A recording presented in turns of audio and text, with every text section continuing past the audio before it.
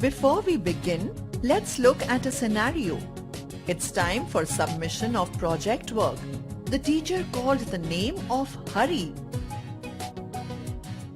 To her surprise, two other boys stood up in the class along with Hari, as all of them hold the same name. The teacher then specified the full name of Hari along with his surname. The teacher could distinguish the right student among the same names by calling out the surname. Similarly, in a Java program, you write many methods. Each method has to be invoked with the proper syntax in order for the compiler to execute the right method at right point of time. Else, it results in an error. A method or function is invoked by its name followed by the parameters being sent. Given here is a program which calculates the difference between two numbers. There are two methods in the program, namely method call and subtract. Let's see how the control shifts from one method to other.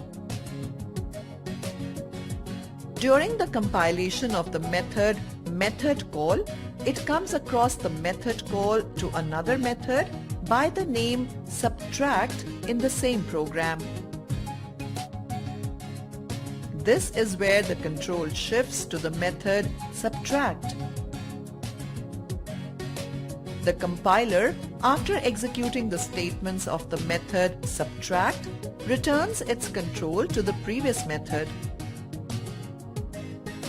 and prints the output as shown. Methods are basically of two types, static methods and non-static methods. Static methods are otherwise called class methods since they are invoked using a class.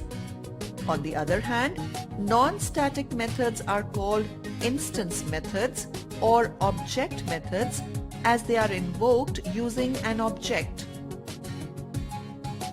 The syntax for calling a static method is given as follows. The syntax for invoking a non-static method is given as follows. Given here is the syntax for creating an object of a class. Now let's look at a program to understand the invoking of static and non-static methods. You can notice that there are two methods in the program other than the main method. Out of the two, one is a static method and the other non-static. The static function is invoked using the static class name copyArg as displayed. The method call returns the value of the variable x as specified in the call. The non-static function is invoked using an object which is declared beforehand as shown. The non-static function call through the object redirects the compiler to the non-static function as shown. For a program to run independently, you must use the method main. The main method stands as the starting point of execution for the compiler. Hence, any other methods written in a program can be called from the main method. Let's have a glance at the facts on main method. The access specifier for main is always public as it is the first point of execution for the compiler even before the objects are created. Main method is static as it can be invoked directly without using an object. However, it belongs to the main class in any program. The return type for main method is always void as it doesn't return any value. A program can have only one main method though it can contain many classes and other methods. Before we move on, let's look at an example. Do you observe any difference between the parameters used in method definition and method call? Yes, certainly the variables used in the method definition and method call differs. The parameters which are used in the method call are called actual parameters. They are also called arguments. And the parameters which are used in the method definition are called formal parameters. They are also named as parameters. The arguments to a method can be of two types.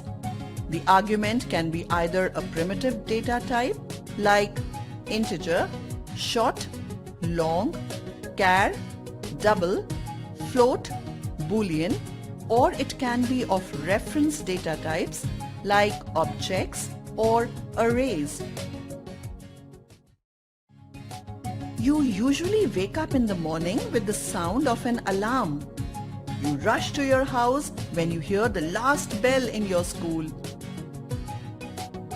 Similarly, the compiler invokes a method when it encounters a method call.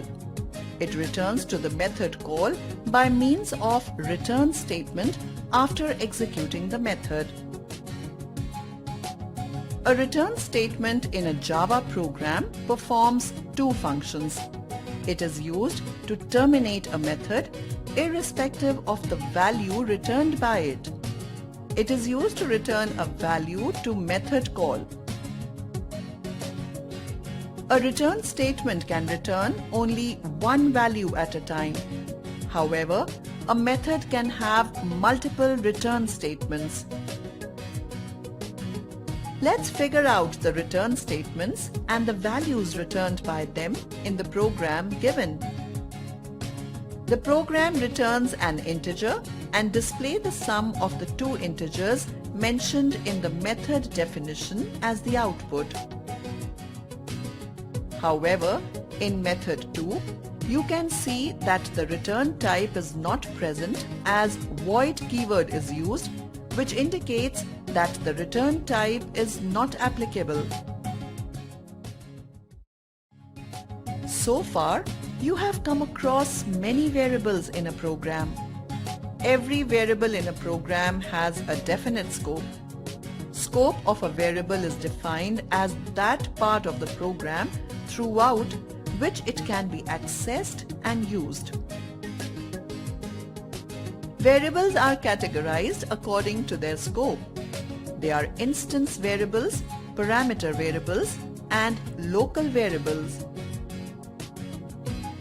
Instance variables can be accessed by any method of a class. Parameter variables are those which are present in method definition through which the values are passed. Local variables are only accessible in the block of code where it is declared. They are used to store temporary variables. It is time to check your understanding of the topic covered so far. Given is a program comprising different types of variables discussed so far. Your job is to identify the types of variables in the program. Click the correct variable given in the option and then select the corresponding part of the code. Click Submit to confirm your answers. Let us see another knowledge check. Given here is a program on addition, subtraction, and multiplication of integers. Your job is to identify the correct output from the options given. Select the correct option and click Submit. Let us see another knowledge check to understand methods. Given here is a program on addition, subtraction, and multiplication of integers. Your job is to identify the correct method from the options given. Select the correct option and click Submit. Let us summarize what you have learnt in this video.